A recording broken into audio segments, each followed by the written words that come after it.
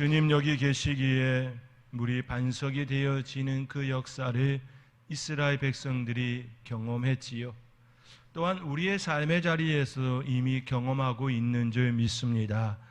하나님께서 여러분의 삶의 자리에 어려움과 고난과 역경이 있을 때에 그것을 변화시키시고 반석 위를 걷는 그 은혜의 잔잔함을 허락하여 주시고 있는 줄 믿습니다.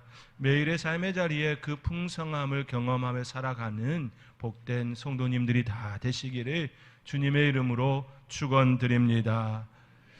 우리는 살면서 얼마나 많은 사람들을 만나고 있을까요? 우리나라 사람을 기준으로 우리가 평생 만나게 될 사람의 숫자는 대략 17,500명 정도 된다라고 그렇게 이야기합니다. 그 안에는 내게 중요한 사람도 있고 그렇지 않은 사람도 있을 것입니다. 또 사랑하는 사람도 있고 또 반면에 미워하는 사람도 있을 것입니다. 그저 스쳐 지나가는 사람도 있을 것이고 또 오랫동안 관계와 만남을 가지는 일들도 있을 것입니다. 우리는 거의 매일 평생을 사람을 만나고 다투고 이해하고 가까워지고 멀어지고 떠나보내며 살아가고 있습니다. 수많은 사람들을 만나고 그 사람들의 영향 가운데 살아가기에 나답게 살아간다라고 하는 건 결코 쉬운 일이 아님을 우리는 생각하게 되어지지요. 나답게 살아가고 싶어도 주위의 그 시선과 영향으로 인하여서 나답게 살아간다라는 것이 무엇인지 잘 생각하지도 못한 채 살아갈 수도 있지요. 실제로 우리의 삶을 되돌아보면 타인의 관심이나 시선이 내 하루의 컨디션, 때로는 그 이상으로 우리의 정체성까지도 영향을 끼치고 있음을 결코 부인할 수가 없습니다. 주변에 어떤 사람이 있느냐에 따라, 그리고 주변 사람들이 자신을 어떻게 바라보느냐에 따라 자기 자신을 판단하는 기준이 될 때도 있습니다.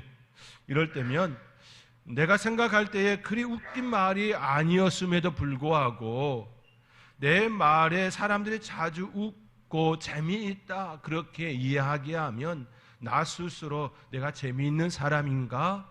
내가 웃기는 사람인가? 라는 생각을 하게 됩니다. 반대로 내가 잘하고 싶고 이뤄내고 싶은 일을 만들어 나갈 때에 주변 사람들에게서 내가 하고 있는 일에 대하여 핀장과 무능하다 그러한 이야기를 계속해서 듣는다면 무기력해지고 더 나아가 내가 정말 잘하고 있는 건가? 내가 정말 잘하고 있나? 라고 하는 의문과 회의감마저 들게 될 것입니다. 그래서 인간관계로 인하여 구체적으로 타인의 시선 때문에 스트레스를 받는 일이 당연한 일일 것입니다. 주변 그 시선과 그 환경으로 인하여서 자연스레 스트레스를 받는 모습이 나타나게 되는 것이지요.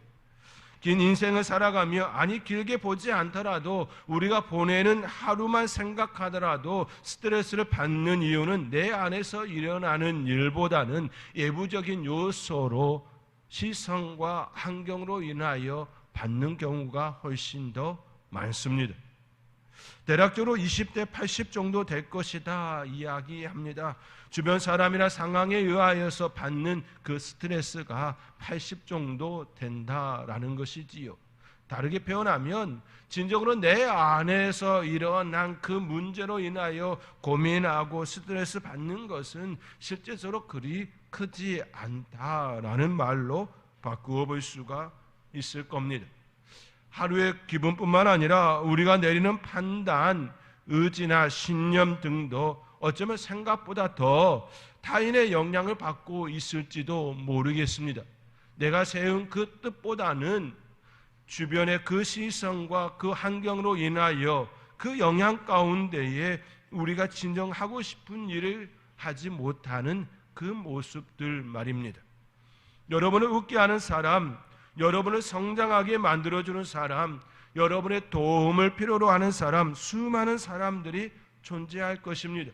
그러한 차원에서 우리는 홀로 살아갈 수 없는 존재이기도 합니다. 그렇다고 할지라도 우리는 내 안에 결코 흔들리지 않는 그 어떤 것을 가져야 합니다.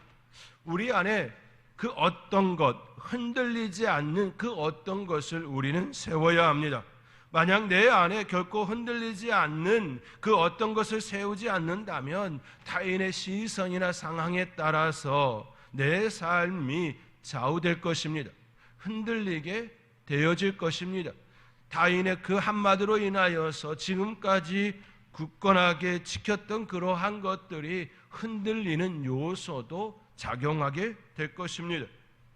앞서 말씀드린 것처럼 타인의 시선과 상황의 영향을 안 받을 수는 없지만 최소화시킬 수는 있어야 한다라는 이야기이지요. 내 안에 흔들리지 않는 그 어떤 것이 굳건하게 있을 때에 우리는 타인의 시선과 주변 환경이 때로는 어렵고 때로는 불편하고 때로는 힘든 상황이 있다 할지라도 흔들리지 아니하고 견고하게 나아갈 수 있는 힘을 갖게 된다라는 의미이기도 합니다. 물론 여기서 말하는 흔들리지 않은 그 어떤 것은 아집이나 고집, 사람들과의 불통, 단절을 말하는 것은 아닙니다. 다른 이들과 함께 하면서도 그들의 영향 속에 내 삶이 흔들리거나 좌초되는 것이 아니라 오히려 굳건하게 잘 서는 삶, 소통하며 살지만 막혀 있지 않은 삶을 의미합니다. 아집과 고집이 아니라 사람들과 소통하며 살면서도 내 안에 흔들리지 아니하는 견고함, 그런 견고함을 이야기하고 있는 것이지요. 사람들 속에 살아가며 세상 속에 살아가지만 그들의 시선이나 상황으로 내 삶이 좌우되는 모습이 아니라 오히려 당당하게 세상을 향하여 그들을 향하여 이야기할 수 있는 그런 삶, 내 안에 흔들리지 않는 견고한 자아, 그 자아가 형성되어야 한다라는 말씀입니다. 이 자아는 아집도 고집도 아닌 오히려 폭넓은 가치를 지닌 보편적인 힘을 가져야 합니다. 보편적인 힘을 가지지 않으면 자기 자신과 타인을 설득할 수 없을 뿐만 아니라 함께 공유할 수도 없기 때문입니다. 내 안에 흔들리지 아니하는 그것은 보편적인 힘, 그 보편적인 힘을 가지고 있어야 함께 소통하며 함께 공유하며 살아갈 수 있는 힘이 되어지는 것이지요. 그러한 차원에서 성경 말씀만큼 보편적이고 폭넓은 가치를 지닌 교훈의 메시지도 없습니다. 성경 말씀은 오랜 세월 속에 우리 사이에 다가온 메시지입니다. 짧은 세월이 아닌 오랜 기간이 걸렸습니다. 성경의 저작 연대는 주전 1500년경으로부터 주 90년경에 이르기까지 대략 1600년 동안 기록되었습니다. 하나님의 영감을 받아 기록한 저자는 무려 40명이 넘습니다. 40명이 넘는 저자들이 1600년 동안 기록한 말씀이 바로 성경 말씀이지요. 오랜 시간과 많은 사람에 의해 기록된 말씀이지만 이 말씀에는 공통의 주제가 흐르고 있습니다. 그것은 바로 사랑입니다. 그것은 바로 하나님의 사랑입니다. 창세기로부터 시작하여 요한계시록에 이르기까지 그 모든 그 흐르는 주제는 사랑, 하나님의 사랑이 담겨져 있습니다. 창세기에 천지 창조를 하시고 우리를 위하여 인간을 위하여 만드신 그 세계를 주셨습니다. 그 세계에서 아름다운 삶을 살아갈 수 있도록 우리에게 열린 그 은혜를 허락해 주셨습니다. 그러나 우리 인간은 타락하고 말지요. 그럼에도 불구하고 하나님께서는 그 타락한 인간을 버리지 아니하시고 예면하지 아니하시고 구원의 길을 열어주시고 우리에게 그 구원의 은혜를 입게 하셨습니다. 그 모든 것들이 우리 안에 사랑으로 다가올 수 있도록 그렇게 많은 선지자들과 또 많은 이들을 통하여 하나님의 말씀이 선포되어지고 지금 우리에게 다가오게 하셨습니다. 하나님께서 인류를 위한 사랑 이야기가 바로 성경의 주제입니다. 이를 다르게 표현한다면 성경의 말씀을 우리의 삶의 자리로 가져온다면 우리는 분명 사랑의 사람이 될 것입니다. 하나님의 말씀을 우리의 삶으로 가져오면 우리는 우리의 삶의 자리에 나타나는 그 흔적은, 그 발자국은 사랑이라고 하는 말씀인 것이지요. 그 사랑은 한쪽으로 치우친 사랑이 아닌 기준이 있는 사랑이 될 것입니다. 또한 그 사랑은 자신을 우쭐하게 하는 사랑이 아닌 겸손으로 채워진 사랑이 될 것입니다. 왜냐하면 성경은 그 사랑을 말하고 있기 때문입니다. 한쪽으로 치우친 사랑이 아닌 보편적인 온 인류를 위한 하나님의 사랑이 바로 하나님의 말씀 가운데 나타났습니다. 누구든지 예수 안에 있으면 구원을 얻는 그 사랑을 이야기하고 있습니다. 뿐만 아니라 하늘 보좌를 버리시고 이 땅에 내려오신 그 겸손의 그 모습이 바로 말씀 가운데, 사랑 가운데 기록되어 있습니다. 결국 하나님의 말씀인 그 말씀이 우리 안에 들어오면 우리의 자신에 대하여 우쭐하거나 내세우거나 그런 모습이 아닌 오히려 겸손히 남을 섬기는 그러한 사랑의 모습으로 나타난다라는 것이지요. 하나님께서는 바로 그 사랑을 우리에게 보여주셨습니다. 인류를 사랑하시지만 결코 우쭐대거나 한쪽으로 치우친 사랑이 아니었습니다. 보편적인 사랑이었습니다. 겸손으로 채워진 사랑이었습니다. 그 사랑은 바로 예수 그리스도를 통하여 확증되었습니다. 예수 그리스도께서 온전히 자기 자신을 내어주심으로 그 사랑을 확증해 주셨습니다. 오늘 본문을 기록한 시편의 기자도 이러한 모습을 너무나도 잘 보여주고 있습니다. 오늘 본문 7절과 8절의 말씀입니다. 우리 함께 오늘 본문 7절과 8절의 말씀 함께 읽겠습니다. 여호와의 율법은 완전하여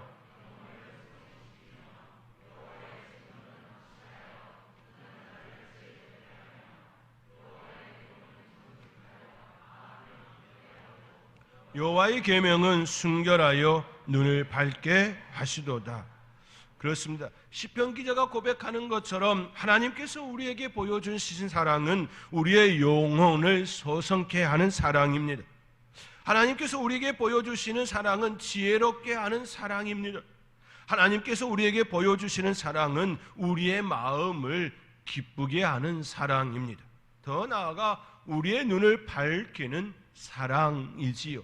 시편 기자는 여호와의 율법, 여호와의 증거, 여호와의 교훈, 여호와의 계명이라고 하는 이 표현으로 우리에게 이처럼 말씀하고 있습니다.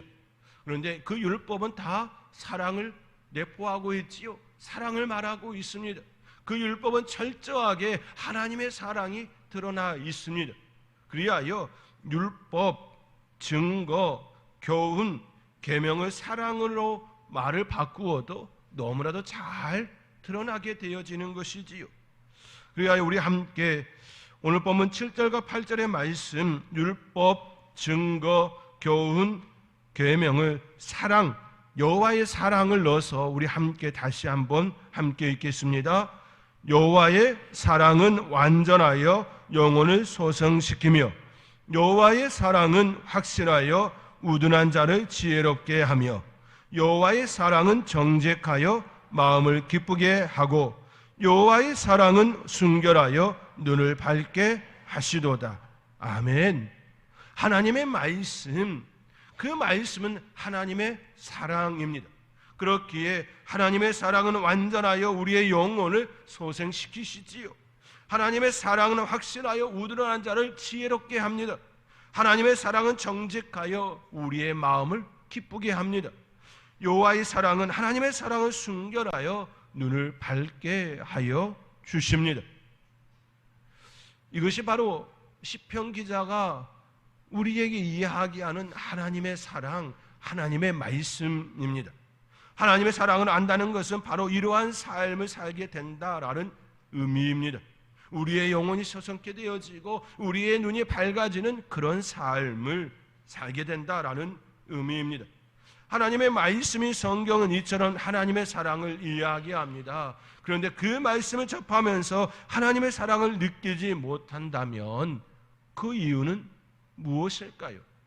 하나님의 말씀이 내 안에 들어옴에도 불구하고 내가 그 말씀 속에서 하나님의 사랑을 온전히 느끼지 못하고 있다면 그 이유가 무엇일까요? 매주 하나님의 말씀이 강단에서 선포되어지고 그 말씀을 들음에도 불구하고 내 안에 하나님의 사랑이 충만하지 못하여진다면 그 이유가 무엇일까요?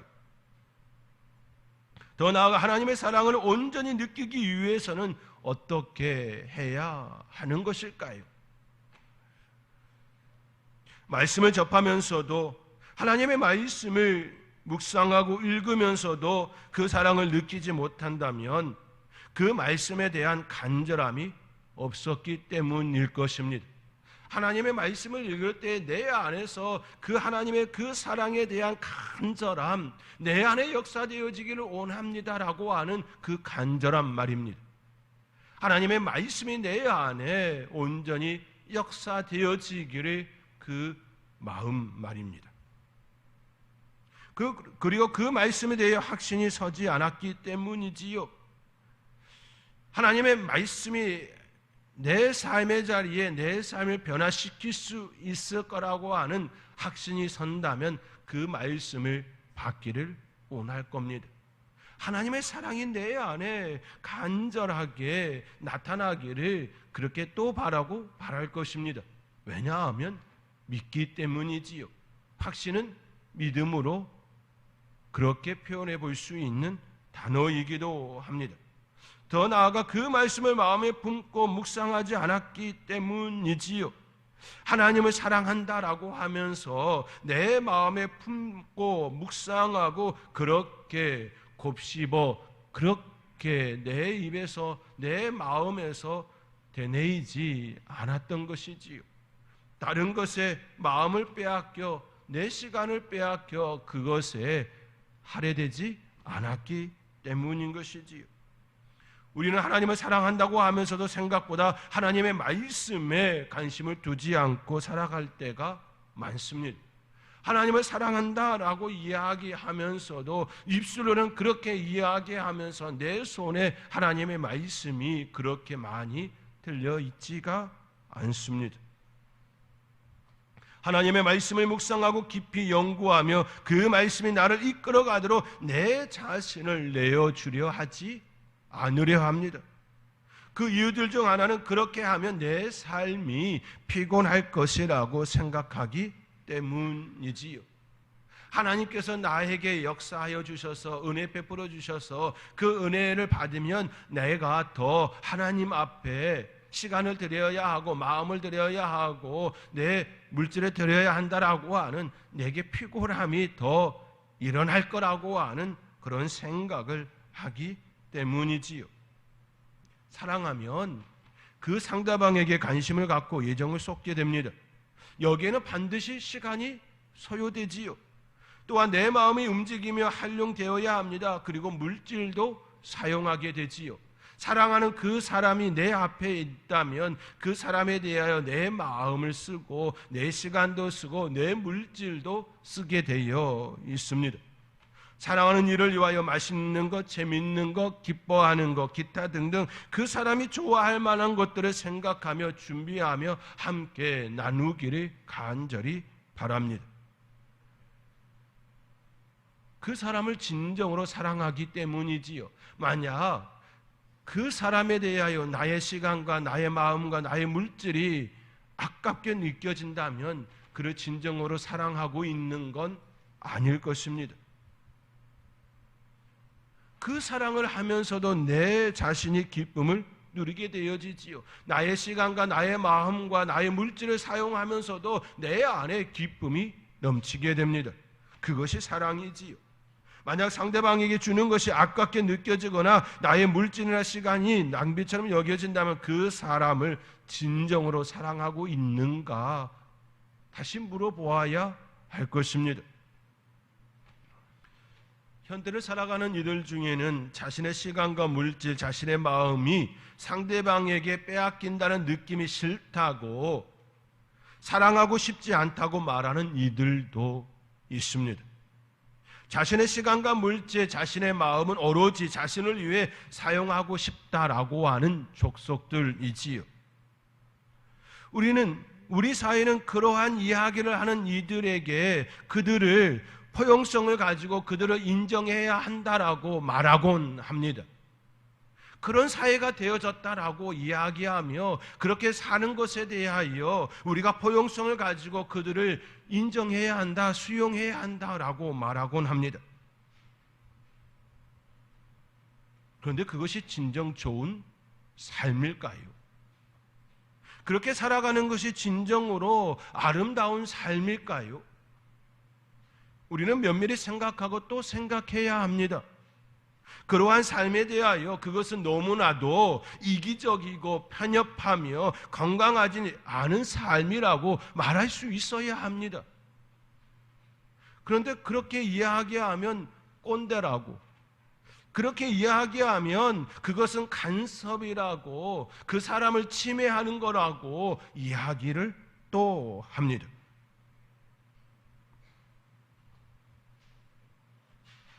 그럼에도 불구하고 우리는 그들에 대하여 이야기할 수 있어야 합니다.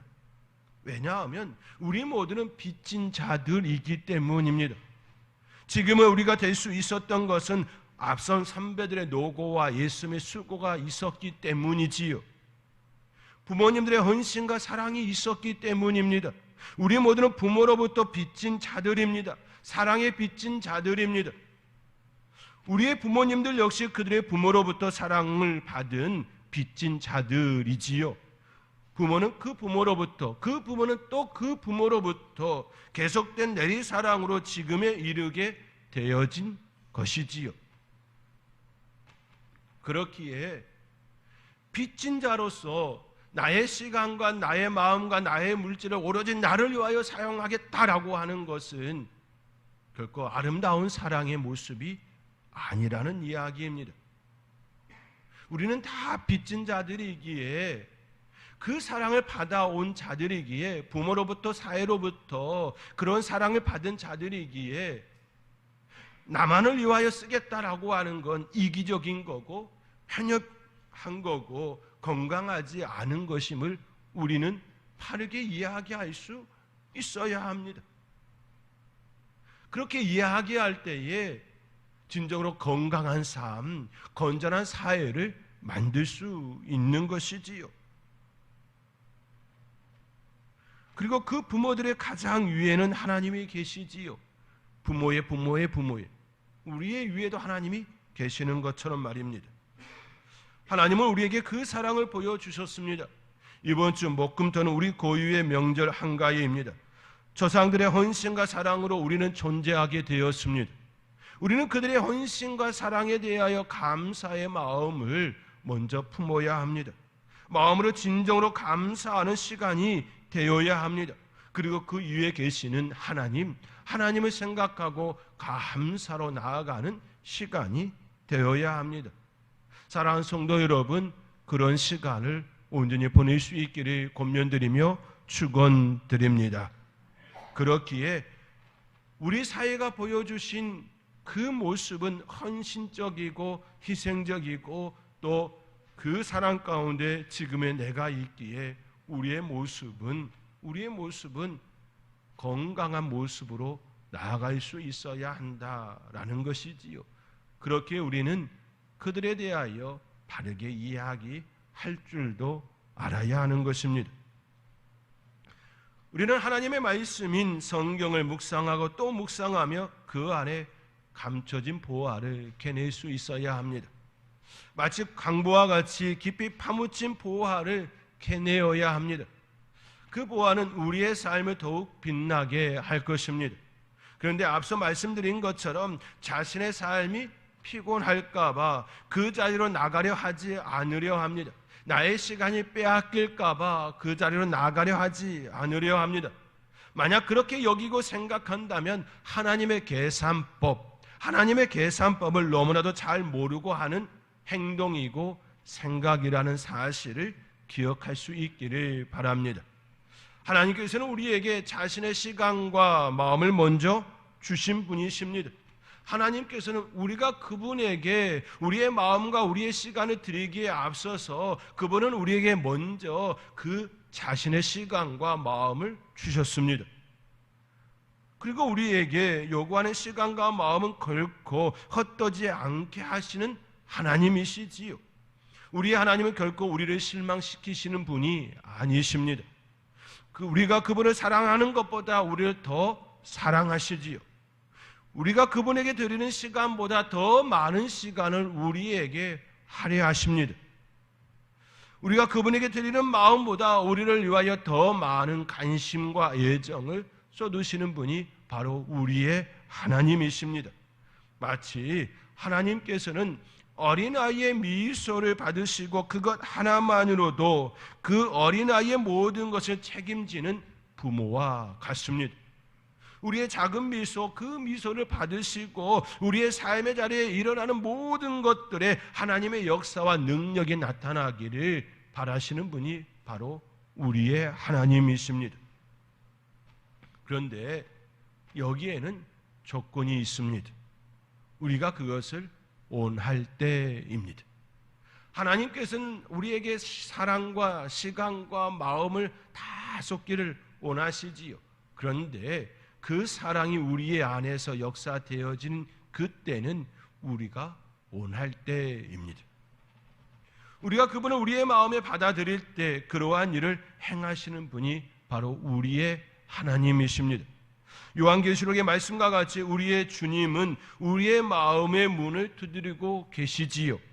그러나 그 문의 고리는 밖에는 없고 오직 안에만 있습니다.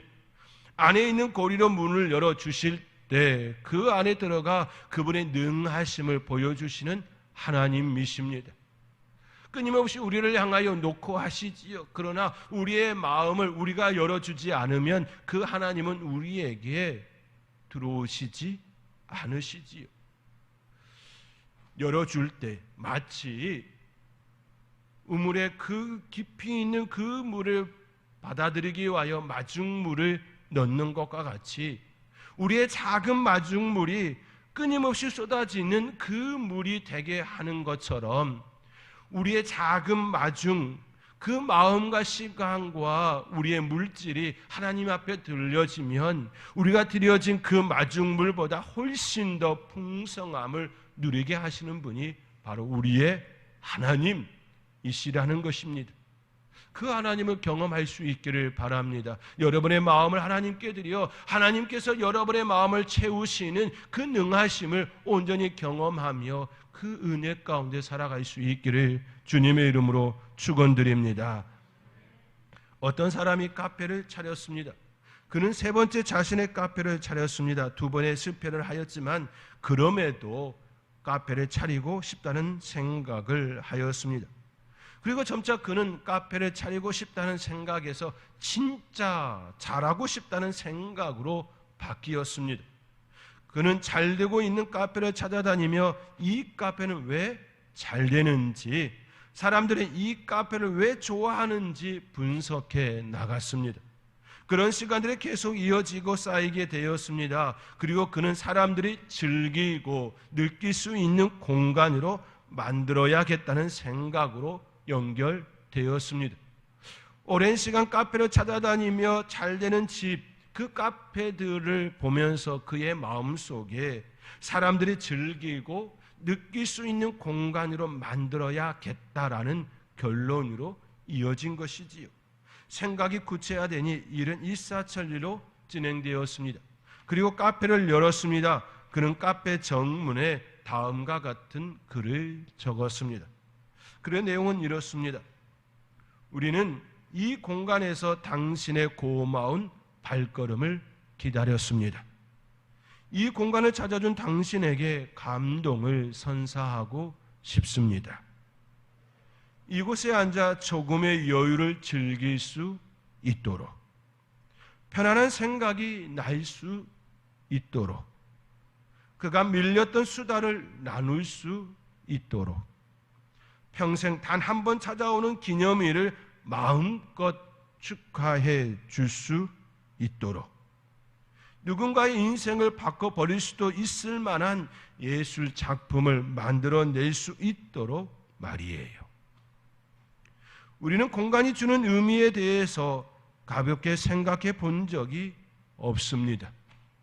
바닷가 천장에 만들어주는 공간감, 테이블과 의자에서 느껴지는 편안함, 진열된 책들과 창문 사이로 쏟아지는 따뜻하고도 밝은 영상, 그 모든 것들 중 어느 하나 고민하지 않은 것들이 없습니다.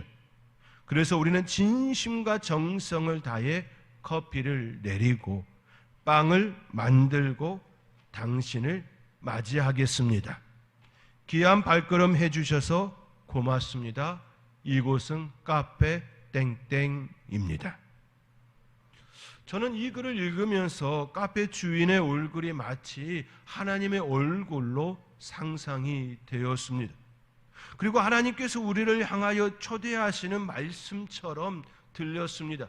카페를 차리고 어느 것 하나 정말로 정성을 다하여 맞이하는 그 카페의 주인처럼 우리 하나님께서 마치 우리를 그렇게 기다리고 계시는 것처럼 연결되었습니다. 그 하나님은 그 카페 주인보다 더 많은 것을 준비하시고 그 안에 우리가 머물기를 또 바라고 계시지요. 사랑하는 성도 여러분, 그 하나님을 바라보실 수 있기를 바랍니다. 시편 기자는 14절의 말씀에 나의 반석이여 나의 구속자이신 여호와여 내 입의 말과 마음의 묵상이 주님 앞에 연락되기를 원하나이다. 그 하나님을 바라보며 시편 기자의 고백처럼 저와 여러분의 입술의 그 말이 마음의 묵상이 하나님께 향하고 특별히 이번 한 주간 또 한가위를 보낼 때에 여러 친지와 또 사람들을 만날 때에 여러분의 입술의 말과 마음의 묵상이 하나님께 연락되어지고 함께 기쁨을 나눌 수 있는 귀한 시간으로 채워질 수 있기를 주님의 이름으로 축원드립니다. 기도하겠습니다.